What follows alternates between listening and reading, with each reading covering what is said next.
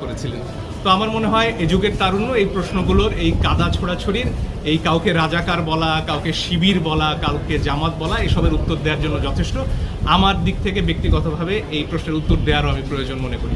মঞ্জুর ভাই একটু লাইভে আছে, আর একটু সংক্ষেপে যদি আজকে কেন শুনানি হলো না, এটা শুনানি হলো না কারণ একজন বিচারপতি অসুস্থ, সে কারণে আদালত বসতে।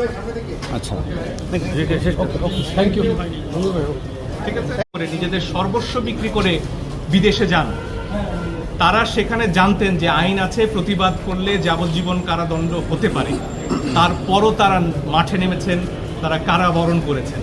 তাদের এই সাহসের প্রতি আমাদের সর্বোচ্চ শ্রদ্ধার কথা যেমন জানাতে চাই, একই সাথে তাদের মুক্তির ব্যাপারে, তাদের ভালো থাকার ব্যাপারে সরকারের যে চূড়ান্ত নীরবতা, সেটার ব্যাপারেও নিন্দা জানাই। এবং এই ব্যাপারে আমাদের চিন্তা আছে কয়েকজনের যে আমরা আরেকটি পিটিশন দায়ের করব যাতে সরকার তাদের মুক্তির জন্য আশু পদক্ষেপ নেয়।